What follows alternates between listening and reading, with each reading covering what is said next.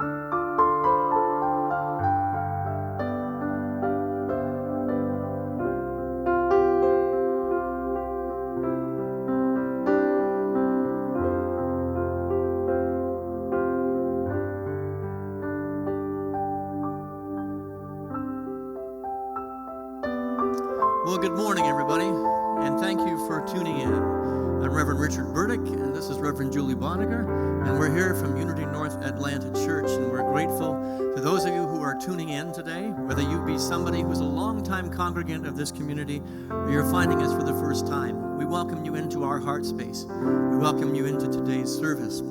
The title of the whole service today is The Many Faces of Change. We're going to talk a lot about change. We're certainly, as a human race, in the midst of great change, great metamorphosis and shift, and so we're going to call it a good thing. But right now, let's begin, before we get into the opening prayer that Julie is going to do, let's take this song as a means of opening the altar, opening up the sanctuary of our very being and our heart to be receptive to change. And this is our prayer. I change my heart, oh God, to make it ever new. I change my heart, oh God, in all I say and do. I change my heart, oh God, in all I feel and know. I change my heart, oh God. Allow your loving flow. For you are the power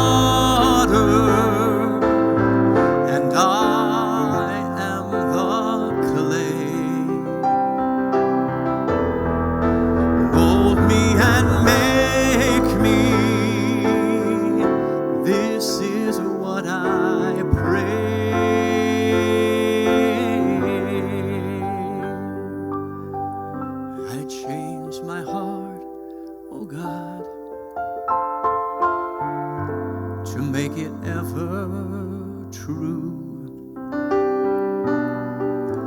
I change my heart, oh God, in all I say and do. So I invite you to join us in consciousness, in a receptive and open environment and mindset and heart space of allowing the change for good that is yours today. And so I invite you to close your outer eyes. And as you settle in, take a breath and begin to feel into your heart space. Begin to feel the connection that we have. We may not be physically together, but our consciousness, our hearts are not defined by the walls. And as you settle in, where two or more are gathered, we know there is great power. There is opportunity to change our heart toward love, to change our heart toward connection, and to connect our hearts as one.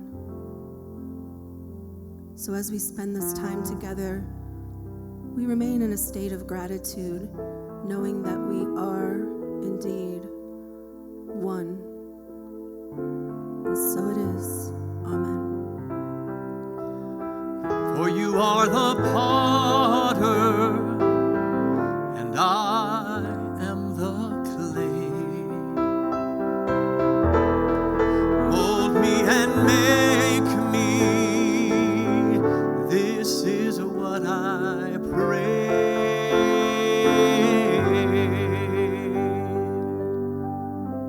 I change my heart, oh God,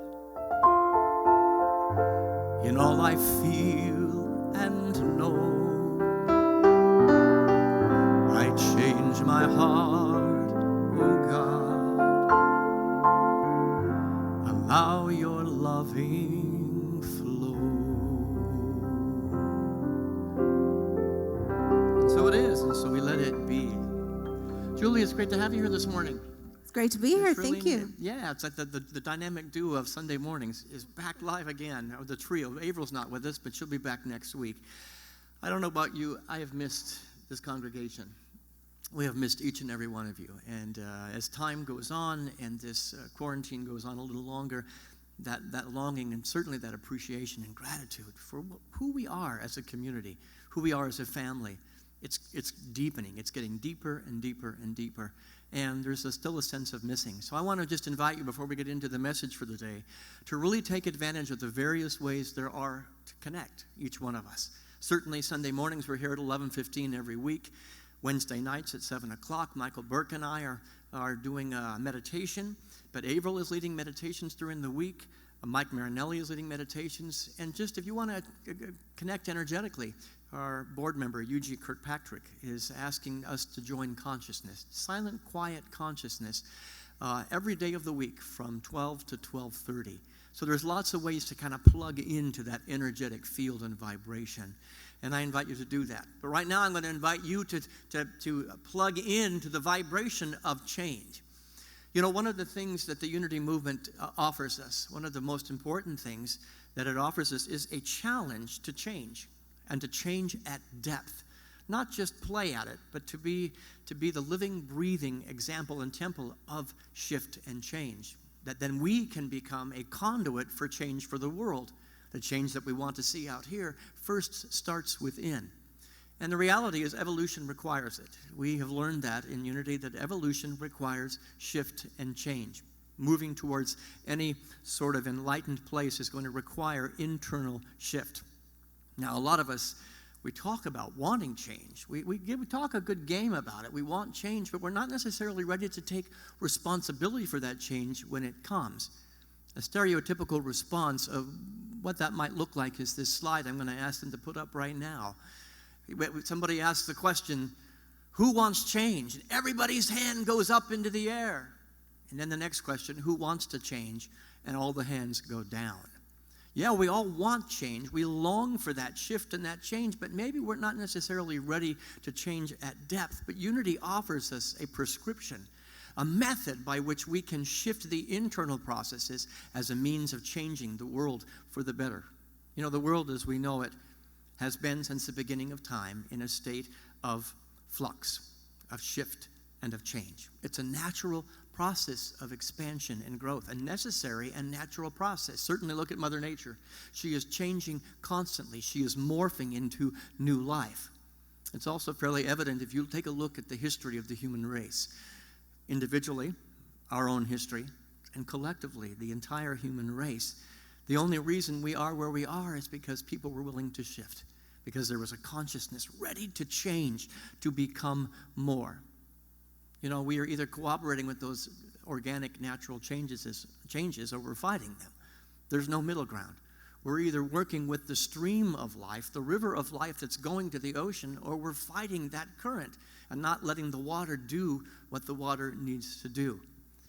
You know, Charles Darwin, who wrote in his book, The Origin of Species, absolutely understood this. Julie, why don't you read that quote? Can you see it up there? Can you see it down there? I can see it down here. Okay, let's read that.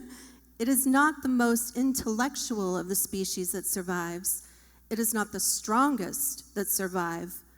But the species that survives is the one that is best able to adapt and adjust to the changing environment in which it finds itself.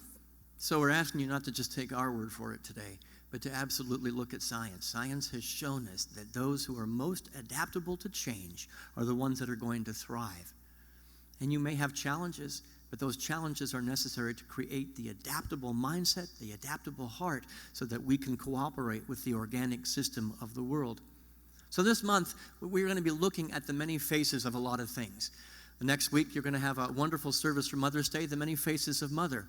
Followed the next week after that with the many faces of peace, the many different aspects of peace. The week after, the many faces of fear. A lot of that is coming up to be looked at. We're going to look at the many faces of God, but today we're looking at the many faces of change. And so Julie and I would like to offer a little reading, a little dramatic reading, in order to make and illustrate our point and to create a foundation for our talk today. As I sit around watching the slow pace of my very timid and predictable life, I ease back in my recliner and I become soft in the comfort of my stagnation, happy to remain a motionless and protected mass of security where nothing can shake my world or rattle my protective bubble. Here, without movement and with little thought, I can control my world.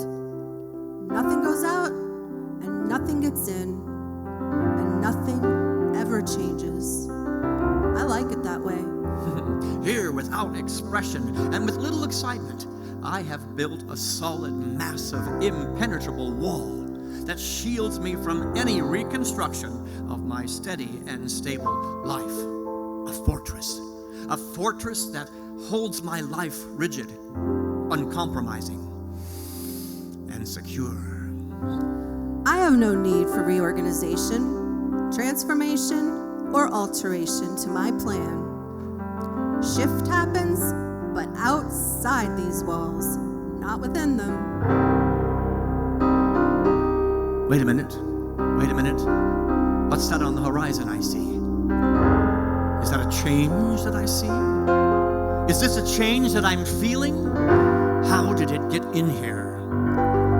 I've worked for years to keep this fragile mass of a life unmovable and guarded from the ebb and flow that other human beings face. How can this be? There's no way this change could have gotten in here, for I have kept my eye keen and poised to squash even the hint of a revolution. How did it sneak in here? Man the battle stations, fire at will! Oh no, I can't control it. It's overwhelming. Oh boy, this is gonna happen whether I like it or not. Ooh, it feels funny and it scares me down to the marrow of my bones. I don't like it. Make it go away. The pressure of its tentacles is strangling me. I feel like I'm going to die. I am dying. At last, I am dead.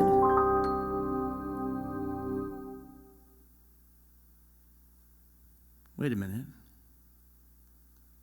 I'm not dead. I'm still here.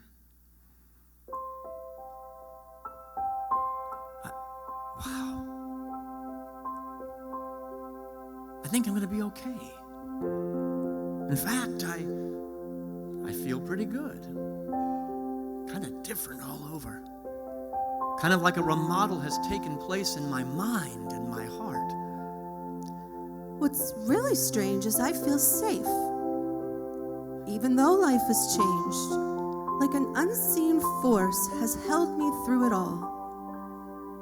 It took me a few bumps and bruises to get here, but I think that unseen force has brought me to a safer place than where I was just a moment ago. You know, suddenly, this recliner doesn't feel so comfortable. I want to wiggle. I want to stretch out. I want to dance. Okay, change is still a little scary, but I really don't think I need this citadel around my heart anymore. You know, all this time, I thought change was this big, hairy monster that wanted nothing more than to tear at my insides and feast on my insecurities. In fact, I think I may have been missing something by trying to hold it at bay.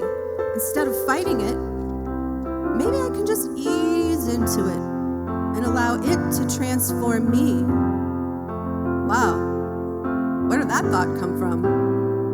Hey, that must mean the transformation has already started. You know, I think working with life's little surprises makes my world a lot better place. Certainly a lot better than when I gather artillery to shoot those surprises down. Change? I think I can handle it now. Bring it on.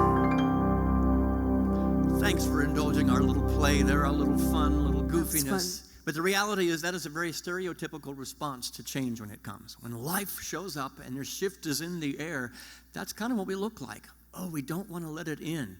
You know, we've all heard it said that change is inevitable. No truer statement has ever been made. And we can resist that change, those changes and those shifts, or we can build a massive wall around us. Eventually, no matter what we do, the change is going to get inside. We might as well cooperate with it. You see, we're either in cooperation with change, letting the water buoy us up, take us to the ocean. That's what water knows how to do. It's what life knows what to do. Or we are fighting that current. And I think that those that end up losing their life, that end up drowning in the river, are the ones that are fighting the natural organic process of what water does. The natural organic process of what life does. Cooperation with the changes of life will always bring us home to the oneness that we seek, to the love that we seek, to the peace that we are seeking. And a perpetual fighting against that current of change and shift is always going to put us into a perpetual state of suffering. So we get to ask the question today, which do we choose? You know, in Unity, we often say, many paths win God. Well, as an interfaith minister, I've studied all of the paths to God, to oneness, to peace, and to harmony. Not one of them frees you from change and shift. In fact, every one of those paths is constantly challenging us. A gauntlet is thrown down by all the world's religions and all the world's prophets to allow yourself to change at depth. Consider today that perhaps more than just the religious paths that we talk about when we say many paths, one God, we're talking about every step that you take as a path to your destination, a new path. I'd like to give you a quote from a great philosopher, Heraclitus, who said this. Why don't you read it, Julie? No man ever steps in the same river twice, for is not the same river and is not the same man. Breathe that in for a second. That you think that today is the same as yesterday, or that right in this moment is exactly the same as 2 minutes ago. It's not. Life as a river is constantly changing. And consider today that every breath that you are taking is like a river born anew. That change is happening that rapidly. You breathe in, you're a different person, or you're sitting in a different life. And that every heartbeat, every single one of the beats of your heart, you are a new person stepping into that new breath. That change is happening, not at a very slow pace, but it's happening moment to moment to moment. You're in a new now. You're in a new opportunity. You're in new skin. Science has certainly shown us that we are shedding old cells and our bodies are being made anew.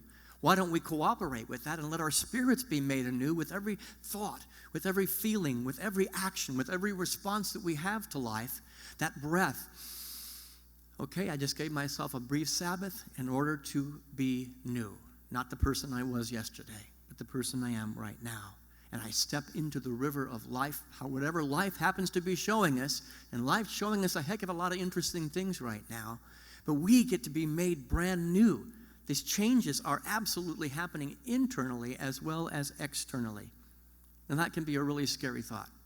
And for a lot of people, that is frightening. And they want to put the wall up stronger and fatter and wider to keep that change out. But I'm going to say that it can be the most empowering thing in the world for you to lean back into the process of life as we know it, as God as we know it. And I call that grace. That every breath and every heartbeat is a moment to be a new person. Breathe with me right now. Feel that heartbeat. Every beat of your heart and every breath is an opportunity by grace to be made brand new. Robin Sharma had this quote that really kind of talks about how we deal with that. Change is hard at first, messy in the middle, and gorgeous at the end. And a lot of us don't want to go through the difficult, the hard, or the messy, because we want to get right to gorgeous. And if we can't get right to gorgeous immediately, then we end up fighting stage 1 and stage 2, creating a place of suffering, not knowing that we never get to gorgeous because we're in that place of suffering. Now, there are many types of change. And I'm going to ask Julie to just kind of go through a list, and she's going to share a little bit about some of the messy that she's been through, some of the difficult that she's been through, that she can get to the gorgeous part. A great metaphor for all of us. But there are many types of change. We're talking about that today. Change that we choose. Change that we don't choose. In fact, change that chooses us. There's external changes, and then there's internal changes. Unity calls us to be involved in both. Some changes that happen very slowly. Others that are immediate, faster than your heartbeat, faster than your breath. Change that feels so good. You see, when you say the word change, it's not all bad. Sometimes changes are really good. In fact, I want you to consider that all change is really good because it's taking you home to who you truly are, to who you truly can be. Change that doesn't feel good, but change that does feel good. Change that has obvious direction. I know exactly where I'm supposed to go next. I know exactly what my next step is going to be. And change that will cause us to pause, to really pause and reflect before responding because it's a bit unclear. So, Julie, walk us through some types of change. Well, like you said, we've got good change, bad change, but it's all good. So an unexpected windfall or a loss. And you know, people that win the lottery aren't necessarily immediately happy. That's been a proven thing. So no one external circumstance is actually going to give you... I wouldn't mind the opportunity to find that out if I was one of those people. As I was saying it, I thought, well, really. Unexpected job opportunity or getting fired, divine discontent, boredom, sickness, financial shifts. Someone changes their mind about a relationship with you, or you change your mind about a relationship with them, a diagnosis, new information causing a new reality, causing you to challenge an old belief system. And so there are many, many types of change, and probably the most dramatic one that I've been through, and I've been through many, was, as many of you know, I was diagnosed with breast cancer in 2013. And it seems like both yesterday and a lifetime ago. And I had just finally gotten a job here at Unity, the music assistant or something, but it was finally after a long time. And I had found the lump, and I made a conscious decision to give myself time because I knew that my life as I knew it was probably going to change. My inner guidance knew that this was probably the journey the dance that I was about to go on. And so I wanted some time to enjoy the job, but I think in hindsight, my soul wanted time to take the space and the breath needed before that journey. And so I was telling Richard, I have a picture on my phone of me sitting in the doctor's office waiting for them to come in and tell me whether it was or wasn't. And I thought, this is the last picture of this person. But now, 6 years down my path, I realize every picture and every moment is the last picture of that person. And so, I'm now a minister. I mean, my life has changed. I would still say it's the best thing that's ever happened to me. I say that today. But everything did change, and I couldn't know then to what degree. And so giving myself that time, I think really allowed me to be able to make those decisions. I love the vision of that picture. This is the last time I will be that person, because there's a new picture. Tomorrow there's going to be a new picture, and tomorrow there'll be another picture of Julie, another picture of Richard, another picture of all of us. And so many of us right now are a little bit engaged in the little changes. You know, you think of something as drastic and major as a diagnosis of breast cancer, and you think, man, the hangnails are the little changes, the inconvenience. Somebody changed an appointment on me and I get irritated. It puts it in perspective. And what I like to say is the little changes in life are dress rehearsals for being a new person with every breath. For when something major comes, the human race is engaged in a pretty major shift right now. And I'm going to call it good. But whatever the change, big or small or anything in between, we are the directors of that energy. We get to determine. You see, change is nothing more than energy. Perhaps change is nothing more than the movement of energy. And when change is coming, energy is coming at us, we get to be like Tai Chi masters, spiritual masters, to take that energy and to morph it and to mold it into the picture we desire. Not what anybody else desires, not the view of what somebody says it's supposed to be, but what we want life to be. We're on an ocean, and sometimes on this ocean, the waves are crashing and moving, and it's a tumultuous sea, and we get scared, and the storms are blowing in directions we don't want to go. But as great sailboats, I like to ask the question, are you a rowboat or are you a sailboat in your spiritual path? Those in a rowboat are going to try and work hard, when all you have to do is cooperate with the wind. You put the sails up in a different direction.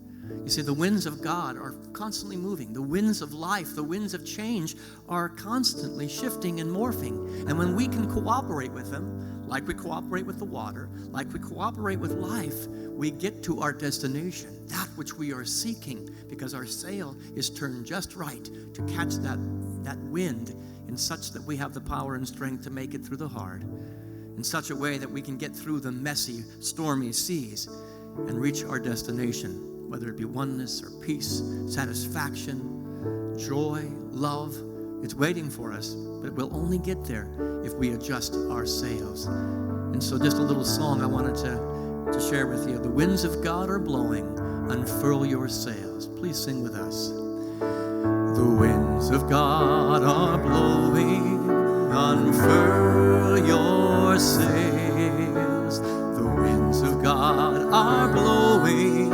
unfurl your sails. The winds of God are blowing, unfurl your sails. The winds of God are blowing, unfurl your sails. This is a simple little chant, but it reminds us of the truth that we're sharing today. And so maybe right now, with whatever you're feeling and the changes that are happening for the world or happening for you individually, let this mantra be something that reminds you, oh, you are not powerless, you are powerful, that all the forces of the universe have been placed within the sailboat of your soul. And when you put up those sails, the winds of change are going to blow. The winds of change may look stormy, but you will be the person that you need to be, that God has intended you to be, because you are willing and to be malleable, to be flexible, to be open. Let's sing that one more time. The winds of God are blowing, unfurl your sails. The winds of God God are blowing. Unfurl your sails. The winds of God are blowing. Unfurl your sails. The winds of God are blowing. Unfurl your sails. Now that sounds really simple. Well, just put your sail up. There's nothing easy about it. Can I say something about Please. boats? So one of my other spiritual teachers talks about trim tabbing, and it's actually from Buckminster Fuller. And trim tab is a tiny little, on the rudder of a boat, there's a tiny little rudder. And that helps with just a little bit of energy to shift that big boat. So when you look at either in community, one person can make a change, and that can really shift something. Or within our own lives, we're always trim tabbing. So when we think, if I had thought, I have to overcome cancer. No, I have to get up and go to an appointment. I have to eat a vegetable. I have to laugh. And that trim tab helps you navigate, because although you're focused on the destination, there are going to ebbs and flows. So I love that notion of trim tab, and that is Buckminster Fuller. It's very, very cool. And it's important to recognize that where we are right now, we think change is happening, and that sail has to go up. I have to make a 40-degree shift or a complete 180. And the reality is, if you look where you are right now and you make a 1-degree shift right where you are right now, trim tabbing, and you follow that down the road a day, a week, a month, a year, that 1% shift where you are has put you in a completely different place than you would have been had you made a different decision to not make that 1% shift. I know that a good portion of Julie's healing was because of minor shifts, minor decisions to stop, to pause, and to think, to go, okay, I'm going to address this differently. It doesn't mean you deny that you're having the experience. You're having a human experience that is difficult. But that 1-degree internal shift sets you on a whole new course, a whole new destination. So if you feel like you're heading towards the shore and it feels like it's rocky, make a little bit of a shift mentally, emotionally, spiritually, and you're in a completely different place, far removed from any rocky shore. Our master teacher, Jesus, he spoke a great deal about being born again, about being born anew. It came up pretty much, certainly in all the Gospels, but in one degree or another in every one of the chapters of those Gospels. It was kind of an important thing, because Jesus, the Christ of his being, understood that no matter how difficult life would be, that there needed to be a cooperation with where the guidance was taking him. He went and walked, he went and preached, he went and taught, he went and got quiet based upon the leadings of the changes that were happening around him.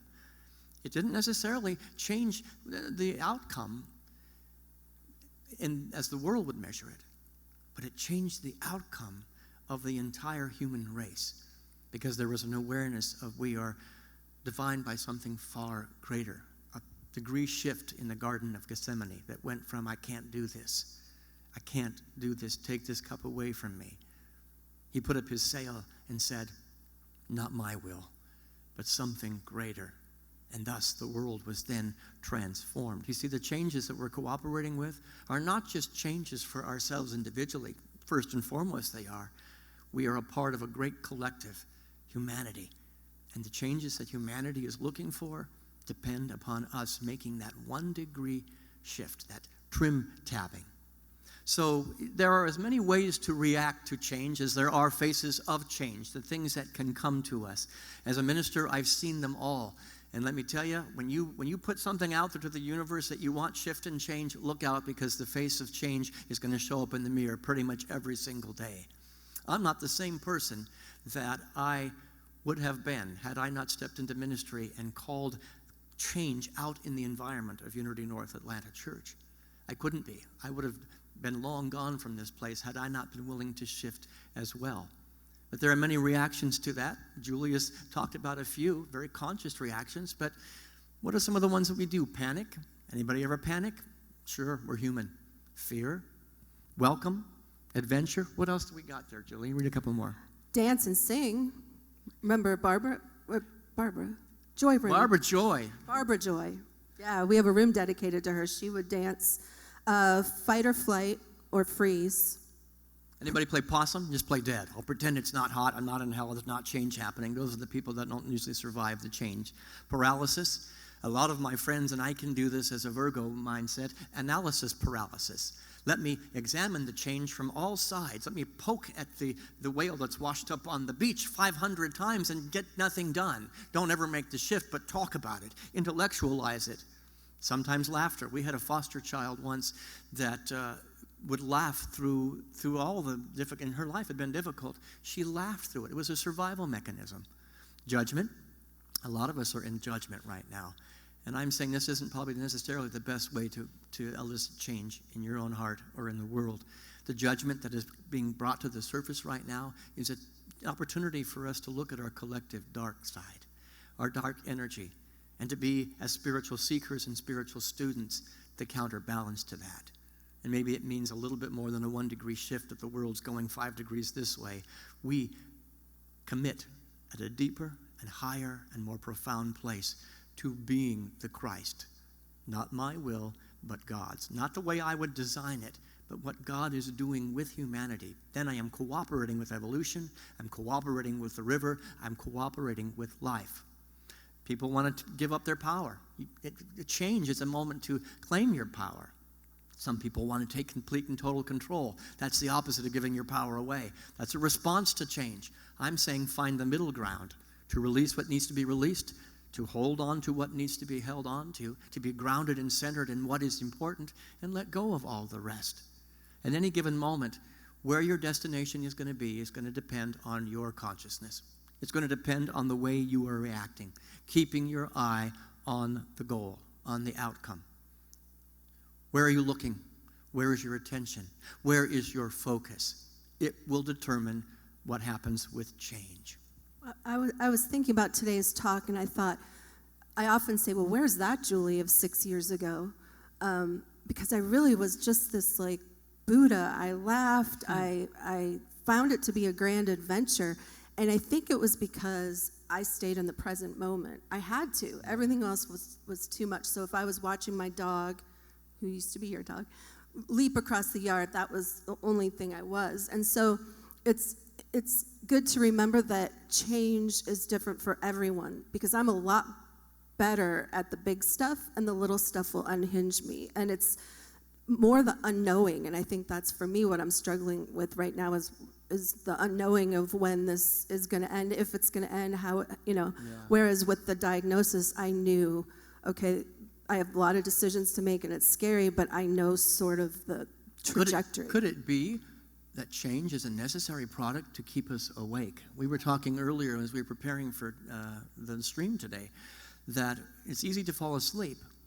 And when a change comes, we're brought to attention. We're brought to focus. And suddenly we're poised. And all the spiritual principles that we talk about are being implemented. And then life is pretty much stagnant. We get our little citadel around us. We've protected ourselves. And we fall back into old patterns, into old ruts. The only difference is going to be your consciousness, that you accept the change as a moment to stay awake, a great awakening, or you call it and curse it something bad, something not welcome in your environment. It's all about keeping your eye on the prize at the end, on the gorgeous at the end. When you have your eye firmly planted on the gorgeous at the end, you can get through the hard. You can get through the messy in the middle. So change, like everything, is just energy, the movement of energy. Handled consciously, it becomes very creative. Consider today that the changes and your cooperation with them become the greatest possibility for your own evolution, for you to become that Christed being, that your cooperation with it is exactly what is necessary for you to shine, that light, that city set on a hill, that light on the lampstand. It is necessary to keep moving and growing. And that means inevitably some grief. It means shedding yourself of old patterns, of old ideas, of old notions, and even old experiences and relationships to a degree. As Julie talked about, I know her story. There were some people that left her field because they were not in cooperation with the healing that she needed. Unity North, there were some people that left Unity North when we were going through our healing process and our process of change. bless every one of them. Beautiful, wonderful people, and we stand upon their shoulders. But the reality is that change required a shift in relationship. We're not going to call it bad. We're going to call it all good. So we'd like to offer you, toward the end of this talk here, 7 steps. And Julie said, I didn't know this, but she read them, and she said, that's exactly what I went through, so she'll probably comment on them. But here are the 7 steps on the slide right there. Breathe, acknowledge, communicate. Ask the question, seek the opportunity, make the decision, and then work the program. Let's begin with step number 1, breathing. Breath, scientifically has proven it. It tells the body, it signals the brain, and it signals the heart, I'm okay. And it's all those many paths to God that we talk about. Breath, in one form or another, sometimes the word spirit is used. It's about the pattern interrupt. It's about bringing to the place where we interrupt the knee-jerk response. We stop the brain from going to fight or flight and go, I'm okay. I'm not going to die. Just like we did in the silly reading that we did earlier. I'm not going to die. And then something can get in because we've interrupted the unconscious patterns. We get to look at, why am I making that decision? The decision I'm making isn't necessarily about what's happening right now in the change. It's about something that happened 20 years ago. And I made up my mind. And the breath takes us to a place of letting our spirit know, I'm going to be okay. And it seems so simple. And those that want to analyze and dissect it and poke the whale will say, that's not enough. It's got to be more complicated than that. Julie, as she talked about in her story, took a breath. And that breath doesn't have to be this. It could be a week. It could be 7 weeks in her case for the guidance of spirit. And so another song I want to offer you. I take one breath to let go. One breath to be here. And then one breath to ask what now. Step 1 to all healing and transformation. I take one breath to let go. One breath to be here. One breath to ask what now. With each breath, God is near. I take one breath to let go.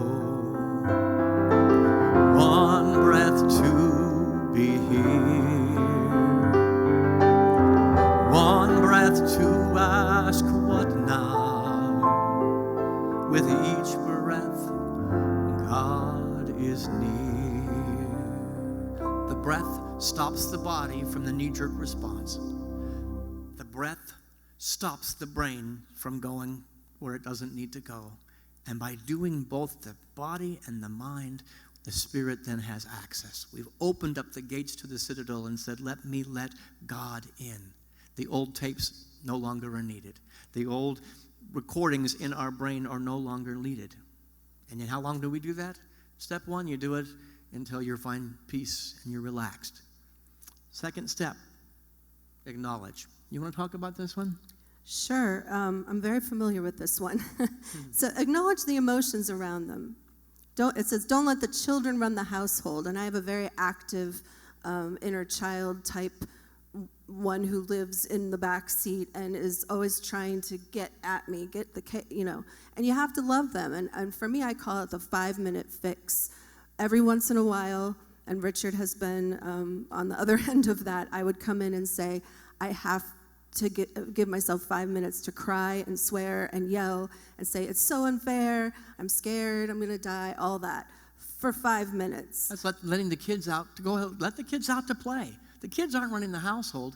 Let them out, get the energy out, express what you need to express. And even my mom can tell you, I went there a few weeks ago, and then it's just an immediate release, and you're acknowledging that humanity without living in it. You're getting back to the business of who you really are, but you're acknowledging. But we got to notice that breath comes first. You breathe, then you acknowledge the emotions, because then you're not coming from a victim place. You're not letting the neener machine between your ears drive the ship. Because if you haven't taken that breath, if you're not breathing, the kids are running the household. You've lost control. And what do you do if you feel like the kids are out of control? Go back to step 1 and repeat. Let me know who I am Remember who I am. Remember who is in control. Then I'll let the kids out to play, that they can exercise a little bit. But it means expressing what you need to express and hugging the monster. That's a really great point about the breath coming first, because then you're not necessarily buying into it, but you're acknowledging it. And you know how kids will hold their breath? And I would notice myself holding my breath sometimes, and my shoulders would be up to my ears, and that is so important. So I love that. It's attention, and we know when we're holding our breath, metaphorically. You can feel it in your body. It's tense. It's tight. I was kind of like that this week, and the more I was breathing, the more I stopped and prayed and meditated and acknowledged I'm having this human reaction, the more I was able to drop down into the Christ, into the Spirit. Then number 3, third step, begin to communicate. And communication, anybody who teaches communication understands that listening is more important than speaking. And we think we get that backwards. People who are in a place of change and transition are like talk. And there's no communication. It's just a vomiting of ideas out of the children in the household just coming out. We need to stop and pause and to find that place of the inner voice. And God's voice is going to show up 1,000 different ways. I know when I've been going through major changes is when I listen to somebody else who said something that hit my heart hard, and went, wow, that's profound. Al Mann goes up in the balcony. Sometimes Al comes into my office and he says something to me, and it's like he's the very face of God. He's the angel of God. Dawn Gowing, who's also sitting out there right now, she often is the person, she doesn't even know it, she won't claim it because she's humble as can be, but she'll say something and it's like, wow, that hits my mind, my heart, my being. The voice of God has spoken through her. But I never hear that guidance from either them or anybody in this community. I never hear the voice of God because I'm too busy talking and I'm not communicating. A circular energy of talk, acknowledge, and then receive, which puts us back on the level of the breath. And within that communication, then we get questions. You hear me say all the time, the quality of the experience will be determined by the quality of the question. The quality of the change is going to be determined by the quality of the questions you are asking. What kind of questions did you ask, Julie? Did I ask? Well, 3, 4, 5, 6, and 7 all go together for me. But, listening really becomes about listening to the power or to that inner voice. Because, like in my case, there were doctors, survivors, relatives, friends, lots of information coming in. And at the end of the day, there were so many ways to go about it. And I had to know what my inner guidance. And I can tell you that every decision I thought I would have made, it was a different one. But I got really good at hearing that true voice. It takes and practice. I need it back. It takes practice. Yeah. And I don't want to wait for a big major disaster or the quarantine to get worse to go ahead and implement what I know to be true. You see, the spiritual principles we're talking about don't change based upon circumstances. They are absolute in their nature. The question that I like to ask is simply, is what I'm about to say, is what I'm about to think, about to feel, or about to do going to take me to my desired outcome? Or is it going to pull me away from it? Is the shift I'm about to make, is the reaction I'm about to have going to put me closer to oneness, closer to the presence of God that I seek, that I am, or is it going to take me farther away? And if I don't have an answer, guess what? Go back and repeat step 1, step 2, step 3, until I get the appropriate question that I can answer with an emphatic yes. Let my yes be my yes, the master teacher said. This reaction and this response is taking me to home. It's taking me where I need to be. That's what's so important about the breath. It's a pattern interrupt, which I think you said, and I call it practicing the pause. So one of the most interesting decisions, and I haven't talked about all this stuff in a long time, because I don't want to feel like I'm cancer girl, and this is the first time I felt like that in a while, but it is a major spiritual, I've developed more spiritually in the last 5 years than probably the 40 before that, but when I was making the decision on whether or not to do radiation, I had gotten really good at feeling the yes and feeling the no. So I would hold the question, like you said, in my mind, and then I could feel it. And ironically, if it was right here in my whatever chakra that is, you guys can put it on Facebook. I guess my heart chakra, I would know it was a yes. And if I felt a tightening, it was a no. And I just got to where I knew the right answer. But when it came to radiation, I was getting yes, no, yes, no, yes, no. And I said to myself, come on, time's a-wasting. And I saw a commercial for Cancer Treatment Centers of America, and I immediately got a yes. So my intuition was actually saying, yes, you need to do it, and no, you don't need to do it there. And I remember thinking, I want to be able to do this forever, which is going to get to your step 7. So is it possible that the voice of God in the communication step is going to show up as a billboard? It's going to show up as a commercial.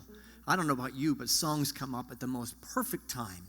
The voice of God speaks through the radio, speaks through playlists. It speaks through the most unexpected things that show up. The surprises in my life contain the exact answer that I'm looking for. God is speaking in the midst of the storm, in the midst of the wave. And when I can ask that question, which usually involves, is it taking me closer or farther away? And if the answer says closer, then an opportunity begins to emerge, and I seek it. Oh, I seek it with everything I am. It becomes my job. It becomes my livelihood. It becomes every thought. I am seeking the opportunity here. I'm seeking the ocean that is absolutely on the other side of this change and this shift. And what happens when you have that mindset, all the resources you need to manage the change suddenly show up. They were always there, but you didn't have the eyes to see them or the ears to hear it. So the opportunity begins to emerge, and we think it's a miracle. But in reality, it's not a miracle at all. It's life being life. And if you don't see the opportunity, you know the answer. Go back to step 1 and breathe. Follow the steps, and eventually the opportunity will be there. Don't panic. Don't go to paralysis analysis, but keep it simple, stupid. Kiss the change. Hug the monster. And then the decision that you make, that 1 degree shift, changes everything. It usually means trying something new. And I've been really, really impressed with how during this time of quarantine, a lot of people are trying new skills on. It's really fascinating to watch how creative we've gotten. And I'm going to call that good. I'm going to call it holy. I'm going to call it sacred. Try something new. All of these are just basically pattern interrupts that we are not responding from the reptilian mind that wants to run or judge.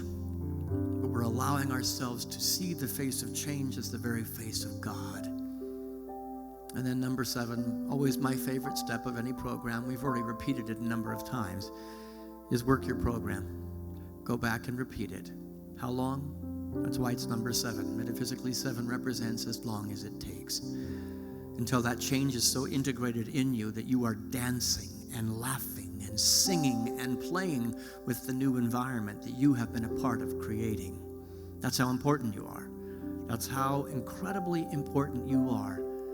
And so as we're walking through this time, we're going to move into a meditation now. I invite you to be fully mindful of these steps and how you are implementing them.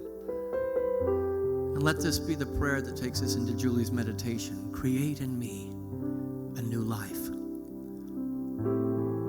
Create in me a new heart. May my life be a prayer. May my life be a prayer. Breathe with me and sing with me. Create in me a new heart. Create in me new life. Create in me a new heart. Create in me new life. May my life be a prayer. May my life be a prayer. May my life be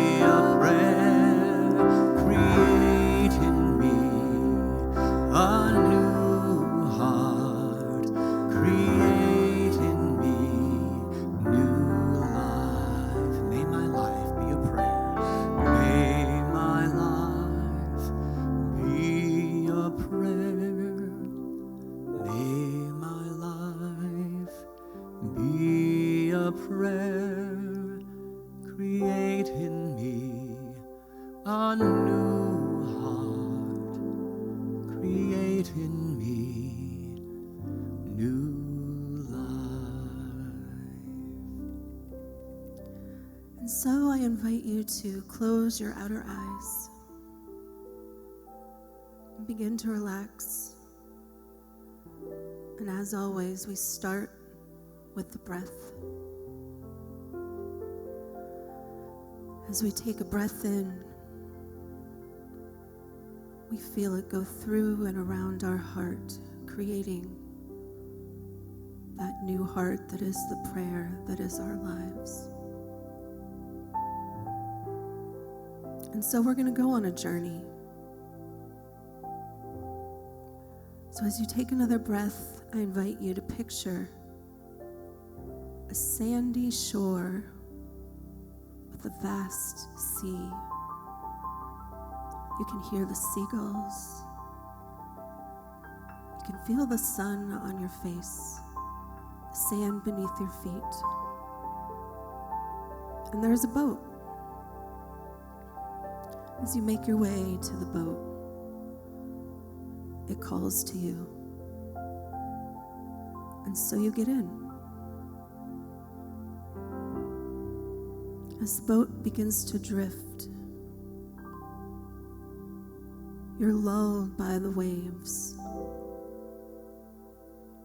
There's a sense of comfort, of rocking, as if you're being held in the arms of a mother or a father. You feel the sun warm on your face, warm on your back. So now bring into your mind a situation that may be a challenge. Something that feels uneasy. Maybe it's a change, a situation requiring a decision, just a situation that feels unsettled.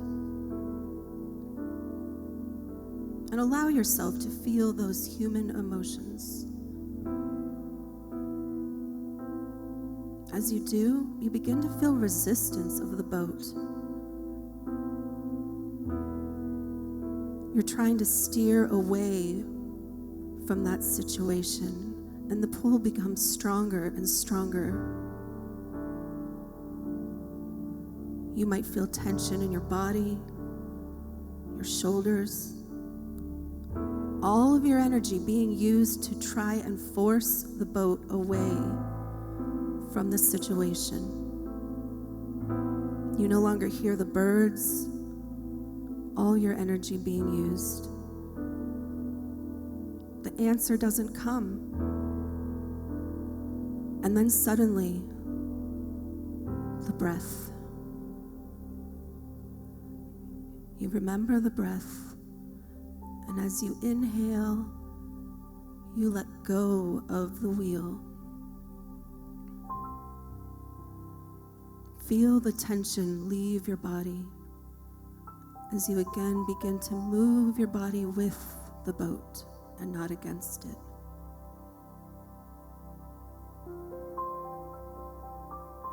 You notice you can hear the seagulls again. You're aware of the sound of the lapping waves against the hull. You can feel the warmth of the sun on your face. And as you're cradled by those waves, begin to draw your attention to that still small voice within. The calming presence of God, Atman, Source, that divine knowing that resides within. Now, as you hold that situation in your mind again, ask, what is mine to do? What is mine to know?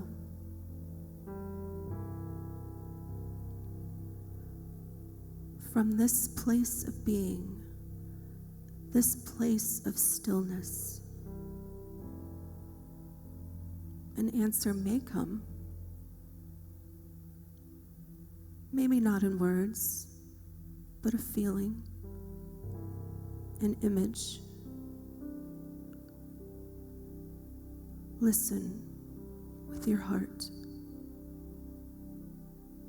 What is mine to do? What is mine to know? As you scan the horizon with your newfound heart-centered vision,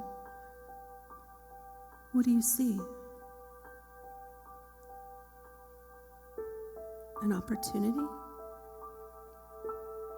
A new way of thinking? A deeper knowing? Unfurl your sails.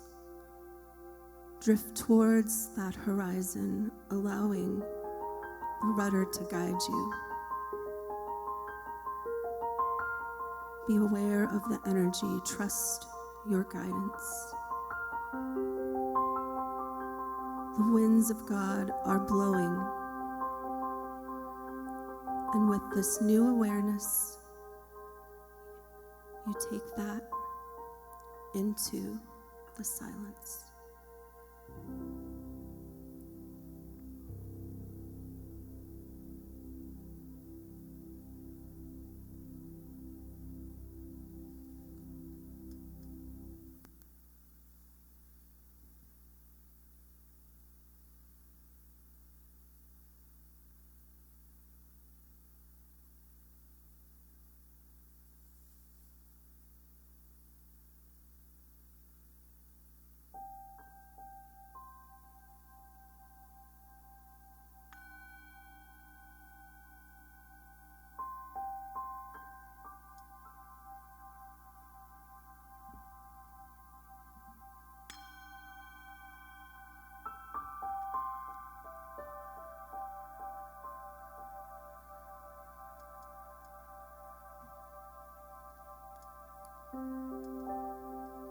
And as we prepare to move back into the unreal world, from the real world that Julie just put us in, there are those that won't understand your response to change. You're supposed to panic. No, I'm supposed to be me. I want to leave you with a final quote by Rob Sultanen as an answer to all those that say you're crazy. When you can't change the direction of the wind, adjust your sails. This is what Rob Sultanen says. Here's to the crazy ones. Here's to the misfits, the rebels, the troublemakers, the round pegs in the square holes, the ones who see things differently. They're not fond of rules, and they have no respect for status quo. You can quote them, you can disagree with them, you can glorify or vilify them, but the only thing you can't do is ignore them. We will not be ignored as conduits of change. We will not be ignored as conduits of peace, because they change things. They push the human race forward, and while some may see them as crazy ones, we see genius. Because the people who are crazy enough to think they can change the world are the ones who do. Let us cooperate with change and be the nuts, be the crazy ones, to be the ones that absolutely are going with the river, going with life, and being the presence of God here and now. Unfurl your sails, all you crazy Unity North nuts. And so it is. And so we simply let it be. So we have a lot of ideas that have been thrown out there today, and I invite you to take whatever resonated. Something hit your heart today, to take it and work with it, to play with it. If you'd like to work more with it, we have opportunities. Julie's got a class, or not a class, but a dialogue at 1:30. You can find that on Facebook, right? Well, yeah, as soon as we're done, I'll post it at the top. But we've had some really juicy conversations, so this is going to be a good one. And the link will be on the post. Great. And Brandy is leading a Zoom dialogue as well on Thursdays at 3 o'clock. And again, join us in consciousness from 12 to 12:30. A class begins this week, and you can still sign up for that class. Tuesday night at 7 o'clock is Thriving Through Difficult Times. And it's going to be a wonderful class that I'll be facilitating and leading. Bring your questions, bring your answers, bring your tools that you use to manage change and to manage life through difficult times. I hope you will join us for those classes. Right now, I hope you will join me, as I have done every week, every Wednesday and every Sunday, contributing to the streaming services. And again, grateful thanks to Wes and Sebastian up in the booth. You don't get to see them, but they are here every Sunday, Wednesday nights, making sure that we can reach you and we can connect this way. That has value.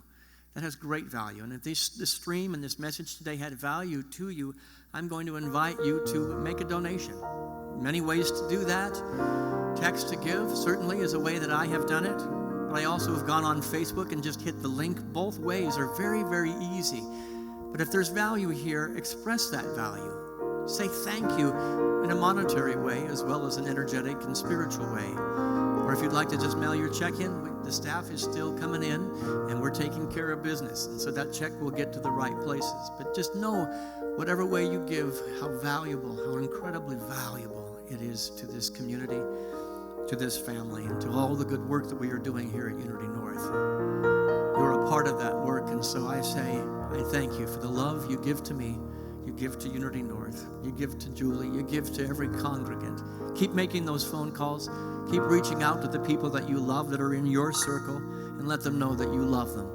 We close our time together today, and I thank you for the love you give to me and the love you let me be. Together we sing.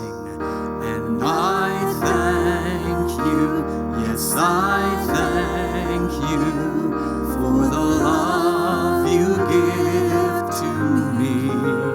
And I thank you, yes, I thank you for the love you let me be. And I thank you. I wish you a wonderful week of change and cooperation with that change. We'll see you Wednesday night. Michael Burke and I will be back here on Wednesday evening. Oh, yes, and Julie and I really enjoyed doing prayers afterwards, so we're going to play a little bit right now, but we're going to keep the stream going. As those of you who would like a little extra prayer, please stay in here and go on Facebook and put your prayer request out there. We'll be answering those prayers for about 15 minutes. Go in peace, go in love, and we'll see you in about 1 minute to answer those prayers.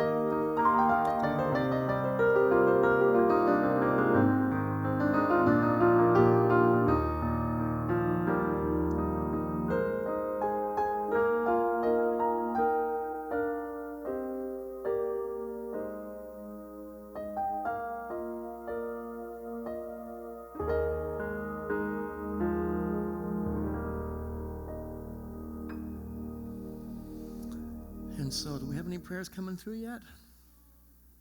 Not yet. So we'll just go ahead and begin. We're going to implement everything we have just talked about today. And so those of you who might still be watching, if you have a prayer request, go on Facebook, put that prayer request out there. Take a breath with me. Do you have a prayer request? Yeah, my prayer request is to be able to live 100% everything we talked about today, no matter what happens in my life. You know, I would love to say, oh, I'm perfect. I'm absolutely perfect with this. But the reality is I'm working on it. And so I will just go ahead and add that and pray for myself and for the world. Take a breath.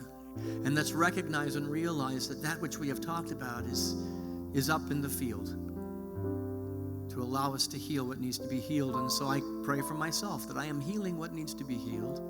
I am releasing what needs to be released. And I am morphing, Gumby-like. I am moving with flexibility, with malleability, with the ability to cooperate with life in the most beautiful ways, and God leads me. God is guiding every step as I listen and I pay attention. I know there's truth not only for myself, but I claim it for all people who are dealing with changes right now. You are held, you are loved, you are blessed. And so it is, and so we let it be. All right, they're coming in now. So Brandy Morrow, she's asking for prayers for her friend Tasha, who was just diagnosed with pneumonia. And so we hold Tasha in our collective energy and in our hearts. And we know this is a scary time to be sick, especially. But we know that Tasha is being guided to the best doctors, guided to that inner healing energy, held in the arms of those who love her as her body heals and returns to its state of equilibrium, that healing state, that wholeness of who she is. And so we say, Tasha, you've got this. We've got this. And God has got this. Where two or more are gathered in the name of that truth, it's already done, and the mind of God is complete. And we have united with the mind of God for Tasha. And we are all a part of that. We're all a part of that transformation. We've got Barbara Schmeeds, sorry. Schmeedies. Barbara, my apologies. I pronounced your name 500 different ways. Well, her son is searching for a job in his new field of cybersecurity. So. Oh, okay. I won't mention his name, but I know him, and it's so easy to see this one. It's so easy to align with the presence of God. So we join Barbara in consciousness, and we see her son guided to take whatever step necessary for that career. Cybersecurity, we see him absolutely motivated and inspired and encouraged to know exactly where the opportunity is waiting, just around the corner, waiting around the ability for him to have the eyes and the ears. And so we are those eyes and those ears. Barbara, you and I and this entire congregation are holding that spot and that place of open, receptive truth.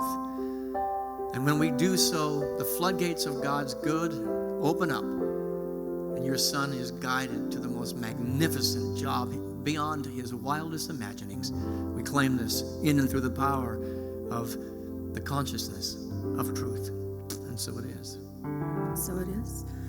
Joanna Hitchcock-Martinez dealing with a situation and is praying for clarity and patience. And so, Joanna, we enter into that with you. We know that the situation, whatever it may be, is revealing itself. And through that breath that Richard talked about, through that process of practicing the pause,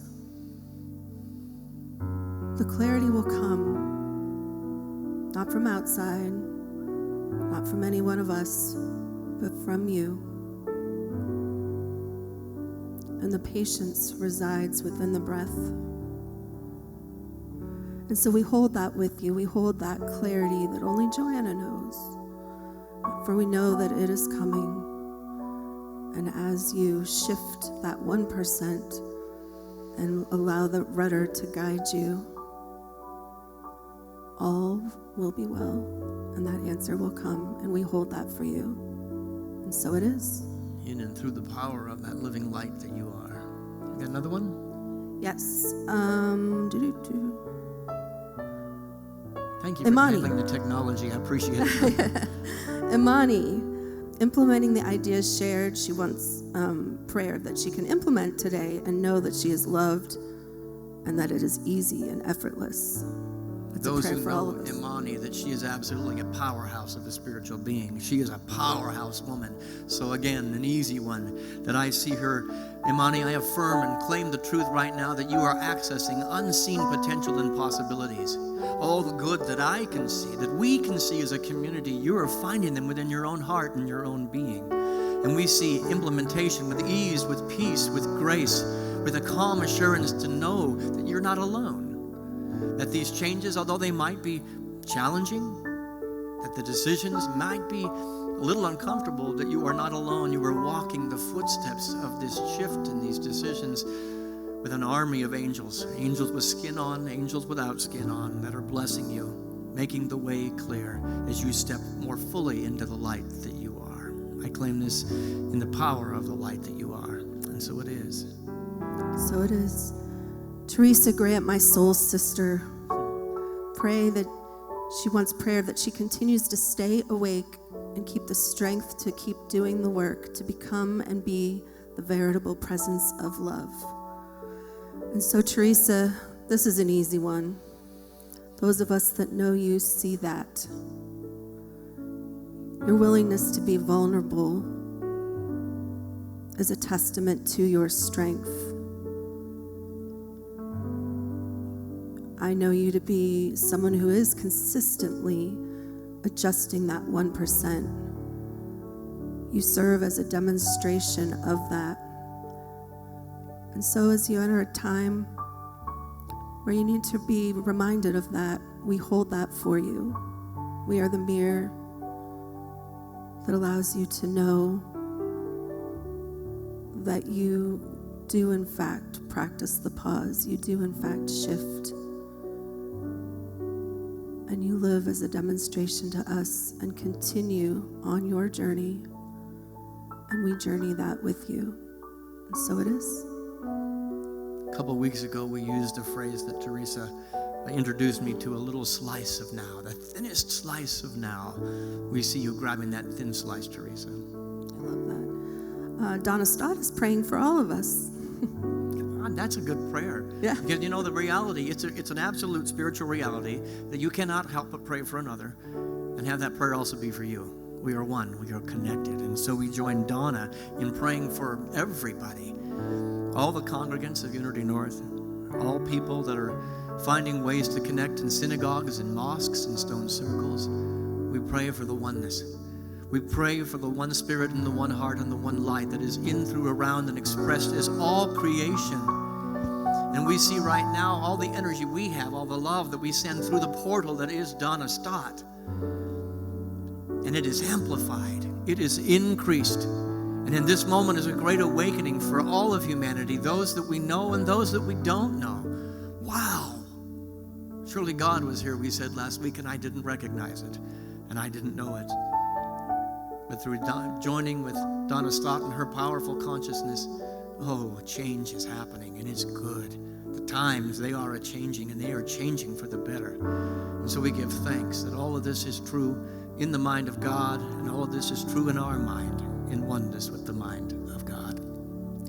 Got a couple more. Marilyn Boniger, prayer for all the essential workers for their safety and thanksgiving for their dedication. And we hold them in the forefront.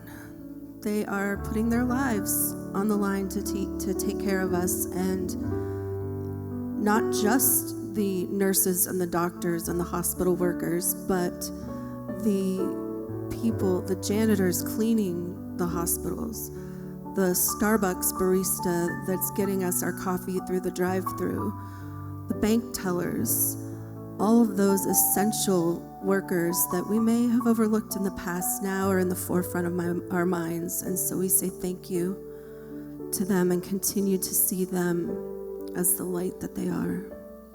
I appreciate that prayer. I have a sister who works in an emergency room, and I have a brother who's a security guard in that same hospital. So, Wow. we have time for one more, and then We have time for one more. There's a few more. I tell you what, and again, I want to sincere promise to you that Julie and I and Averill, we're holding these prayers throughout the week, and that they are being put into our prayer box. And so our time is running short. Michael Saviano, Roxanne in here requesting prayers for the reunification of their family. I know the story. And Michael, I join you in heart. I feel the same thing that you were feeling. Roxanne, I feel what you're feeling. And I know that there's a power greater than that feeling.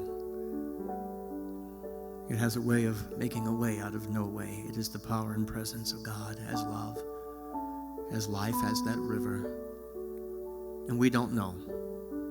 We don't know the answer to this, but God does.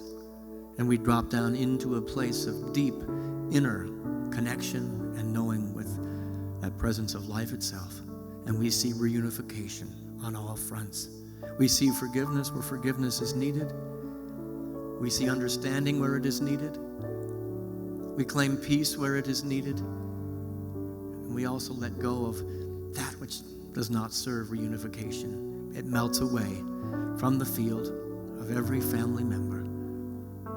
We believe in the power and the presence of something more tremendous than any human experience.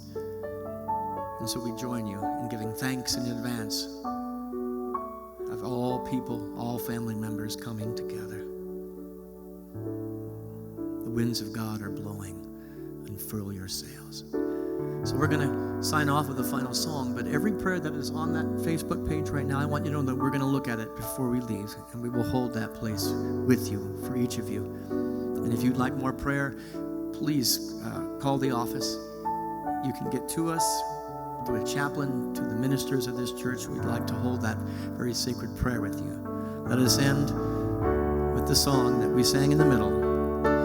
The winds of God are blowing, unfurl your sails. The winds of God are blowing, unfurl your sails. The winds of God are blowing, unfurl your sails. The winds of God are blowing, unfurl your sails. Thanks so much for joining us. Go in peace. We'll see you Wednesday night or on the 1:30.